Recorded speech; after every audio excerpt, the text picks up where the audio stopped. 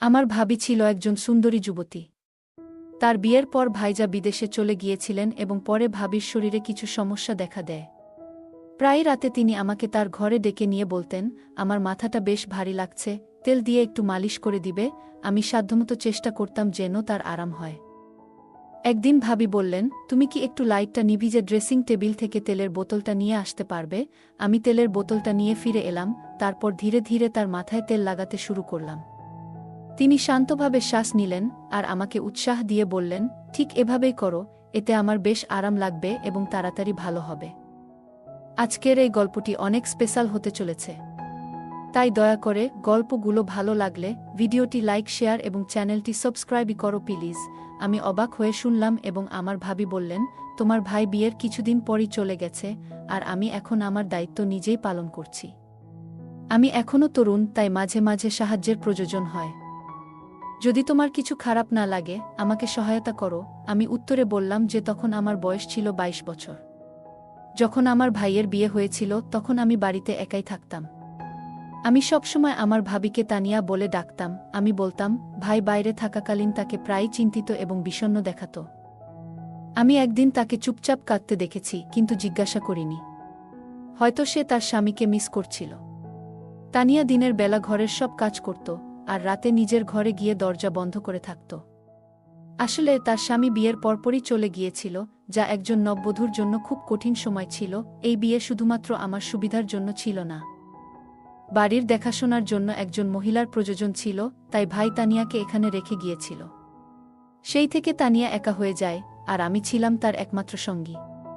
তিনি একজন মধ্যবয়সী মহিলা, যার পরিবার তার প্রতি যত্ন নিচ্ছিল না, তাই তিনি আলাদা ছিলেন। একদিন ভাবি আমাকে তার ঘরে ডেকে পাঠিয়েছিল। তবে সে রাতে কি নিয়ে কথা বলতে চেয়েছিল তা আমি জানতাম না।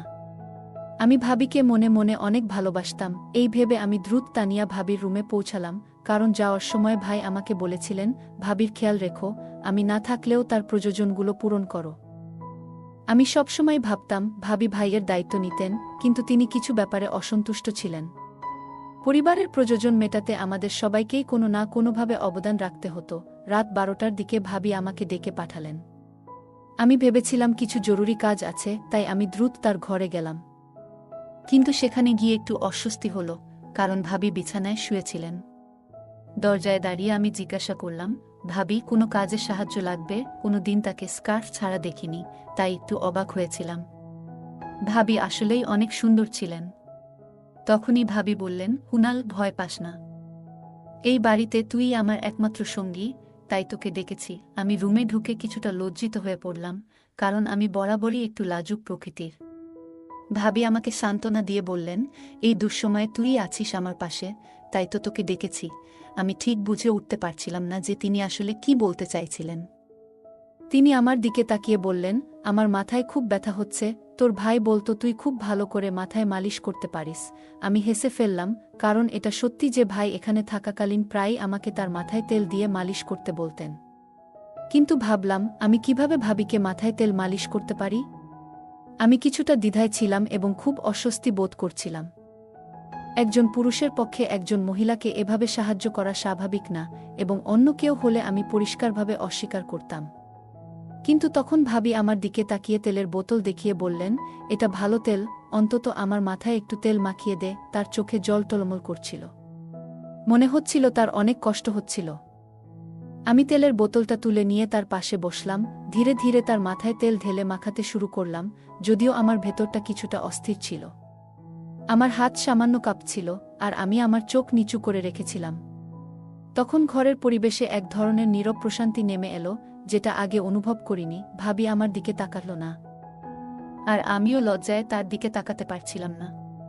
তবে আমি জানতাম, ভাবির কথা না শুনলে আমার ভাইয়ের কাছে অপদস্থ হতে পারতাম। তানিয়া ভাবির কথা আজ কোনোভাবেই প্রত্যাখ্যান করেনি। আমি তাকে জিজ্ঞেস করলাম, এবং তিনি কোনো প্রশ্ন না করেই অনুমতি দিলেন। আমি তার মাথায় তেল দিয়ে মালিশ করছিলাম। কিছুক্ষণ পরে ভাবি সম্ভবত ঘুমিয়ে পড়েছিল। আমি চুপচাপ রুম থেকে বেরিয়ে এলাম।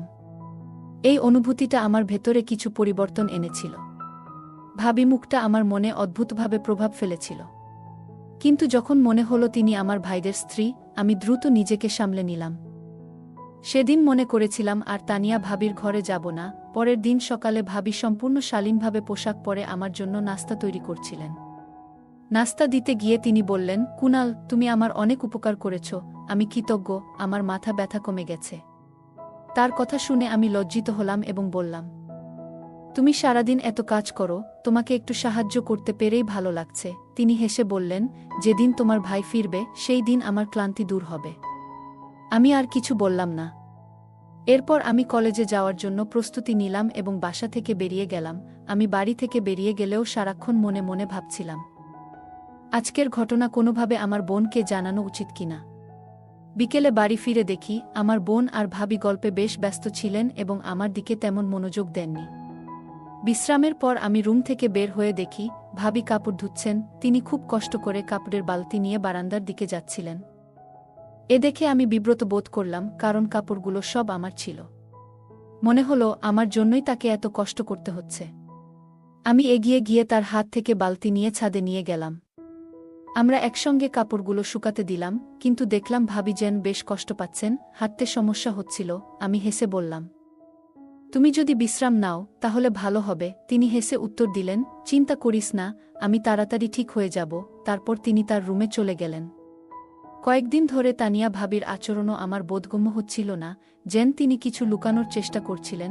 বিকেলের শেষে আমি চা খেতে যাওয়ার পথে হঠাৎ ভাবির রুম থেকে কান্নার আওয়াজ শুনলাম। মনে হলো তিনি কাউকে দোষারোপ করছেন। দরজার কাছে থেমে গেলাম এবং বুঝতে পারলাম তিনি কারো উপর বিরক্ত ছিলেন। কিন্তু সেই কথাগুলো শুনে আমি আরও বিভ্রান্ত হয়ে গেলাম।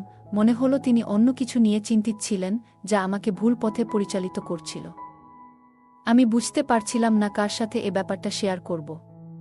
শেষমেশ আমার ভাইকে ফোন দিলাম। কথায় কথায় জিজ্ঞেস করলাম সব ঠিক আছে কিনা। ভাই একটু চুপ করেই ছিল, এরপর ফোনটা কেটে দিল। এরপরও আমার মাথা কাজ করছিল না, কি করব বুঝতে পারছিলাম না।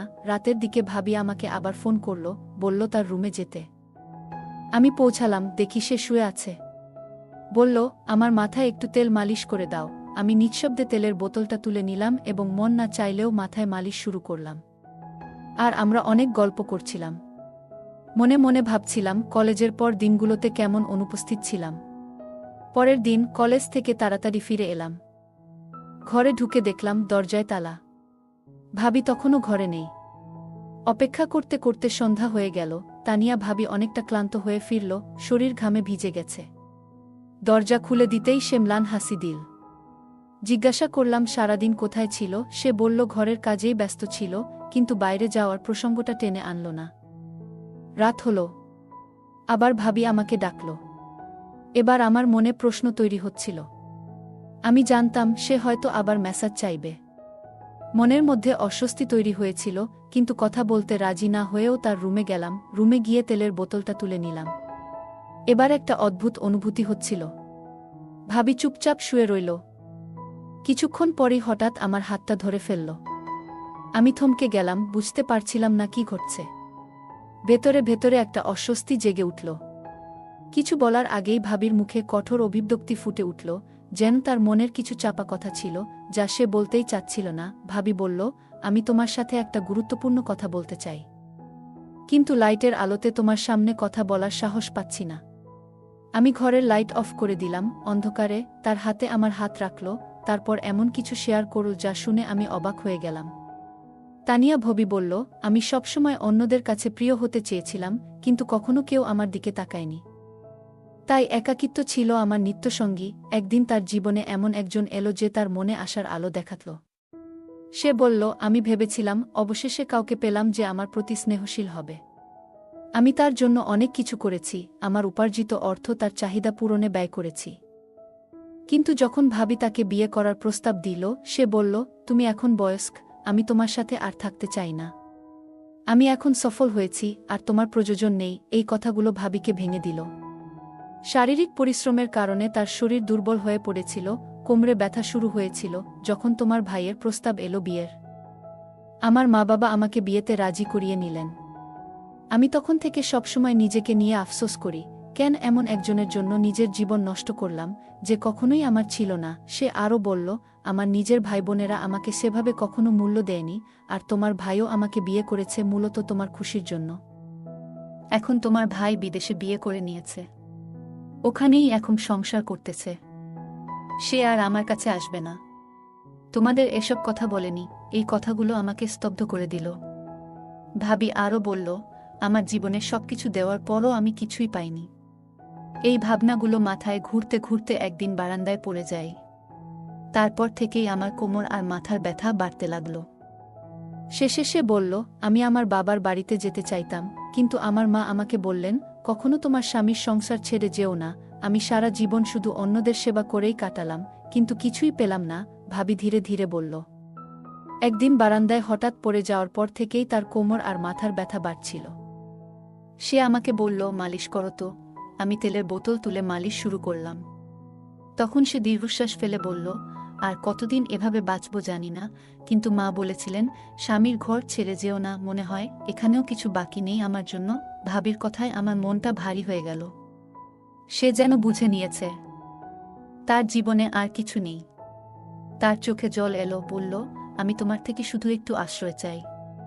খুব শীঘ্রই তুমি জানতে পারবে তোমার ভাই ফিরে আসবে না।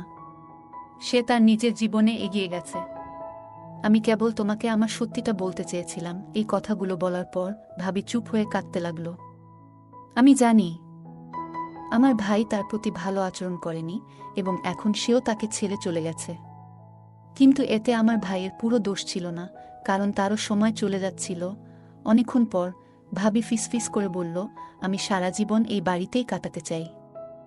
তোমার জন্য সবকিছু করেছি, সেবা করেছি, যত্ন নিয়েছি। আমাকে এই বাড়ি ছেড়ে যেতে বলো না। প্লিজ একবার ফিরে এসো। আমি তার কথা শুনে হতবাক হয়ে গেলাম। সে জানত তার জন্য আমার ভাই আর ফিরে আসবে না। তবু সে বলল, আমি এখানে থাকব। তোমার জন্য আমি সব কিছু করেছি। আমাকে যেতে বলো না, আমি তোমাকে কখনো ছেড়ে যাব না।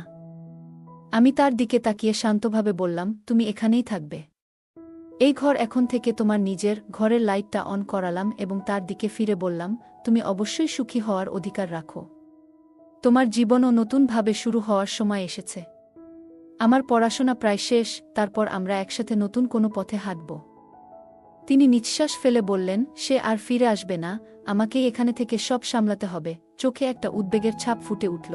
আমার মাঝে মাঝে মনে হয় একদিন তুমিও হয়তো আমায় এই বাড়ি থেকে বের করে দেবে। আমি তার কাঁধে হাত রেখে আশ্বস্ত করলাম, কখনোই না। আমি কখনো তোমাকে এই বাড়ি ছেড়ে যেতে বলবো না। তুমি যেভাবে এতদিন ধরে এই পরিবারকে আগলে রেখেছ তা আর কেউ করতে পারবে না। তবু ভাবি বলল, তোমার মতো একজনের পাশে থেকেও কেন আমি এত একা? আমি সরাসরি তার দিকে তাকিয়ে বললাম, আমি চাই তুমি তোমার নিজের পথ বেছে নাও। তুমি যদি সত্যিই সুখী হতে চাও তাহলে নিজের জীবনের সিদ্ধান্ত নিজেই নাও। আমি আলো জ্বালালাম, ঘরে আলো ছড়িয়ে পড়ল। তোমারও সুখের অধিকার আছে ভাবি, আমি বললাম। আমার পড়াশোনা শেষের দিকে, আমি খুব তাড়াতাড়ি কাজ শুরু করব। ততক্ষণ পর্যন্ত তুমি নিজের জীবনকে সম্মান দাও, তারপর আমরা একসাথে নতুন কিছু শুরু করব। তানিয়া চুপ হয়ে শুনল, একটু হাসল আর বলল, তোমার সাথে আমার ভালো বন্ধুত্ব গড়ে উঠবে। কিন্তু কিছুক্ষণ পরেই তার চোখে চিন্তার ছায়া ফুটে উঠল। আমি তোমার চেয়ে অনেক বড়, আর আমার জীবনে অনেক ভুল ছিল, সে স্বীকার করল। আমি বললাম, তোমার অতীত নিয়ে চিন্তা করো না। তুমি যা ভুল করেছ তা শুধরে নতুন জীবন শুরু করাই এখন গুরুত্বপূর্ণ। ভাবি চোখে জল এসে গেল। তুমি ঠিকই বলেছ, সে বলল। কিন্তু এত কষ্ট নিয়ে আমি কতদিন আর বাঁচব? আমি তার কথা শুনে চুপ হয়ে গেলাম। কিছুক্ষণ পর আমরা একসাথে বসে পুরো ব্যাপারটা নিয়ে আলোচনা করলাম। ভাবি তার কষ্টের কথা বলতে বলতে ফুপিয়ে কাঁদছিল। ঠিক তখনই আমি বাবাকে পুরো বিশ্বাসটা জানালাম, আর আমরা সবাই একসাথে বসে সমাধান খুঁজতে লাগলাম। কারণ ভাই বিদেশে বিয়ে করে নিয়েছে। ভাবির কাছে আর ভিড়বে না। ভাবি ভাইকে ডিভোর্স দিয়েছে এবং এখন ভাবি আমার সাথে খুব খুশি। আমরা বিয়ে করে নিয়েছি, আমাদের সম্পর্ক এখন অনেক সুন্দর। কিন্তু আজকাল অনেক ক্ষেত্রে দেখা যায় পুরুষেরা জীবিকার জন্য সৌদি আরব, দুবাই বা অন্যান্য দেশে যান। তারা সেখানে অর্থ উপার্জন করে সুখী হলেও অনেকেই তাদের পরিবারের কথা ভুলে যান, স্ত্রী সন্তানদের যত্ন নেন না, কেবল অর্থকেই মুখ্য মনে করেন। অনেক সময় পরিবার থেকে দূরে থাকার কারণে সম্পর্কের বন্ধন শিথিল হয়ে যায়। কিছু মানুষ তো এমনও করে যে বিদেশে গিয়ে নতুন কাউকে বিয়ে করে আর তাদের প্রথম স্ত্রী ও সন্তানদের সম্পূর্ণভাবে ভুলে যায়। আমি বললাম, যদি তুমি তোমার স্ত্রীর সাথে বিদেশে থাকতে না পারো তাহলে ফিরে এসে নিজের দেশে কিছু ব্যবসা শুরু করো। তোমার স্ত্রী ও সন্তানের যত্ন নাও। তাদের পাশে থেকো। তাদের ছোট ছোট চাহিদাগুলো পূরণ করো। না হলে হয়তো তুমি বিদেশে অর্থ উপার্জন করে সুখী হবে, কিন্তু তোমার সন্তানরা এখানে একাকী থেকে বঞ্চিত হবে, তাদের জীবন দুঃখময় হয়ে উঠবে। এরকম পরিস্থিতি আমাদের সমাজে বিরল নয়। গল্পটা কেমন লাগলো জানাতে ভুলবে না।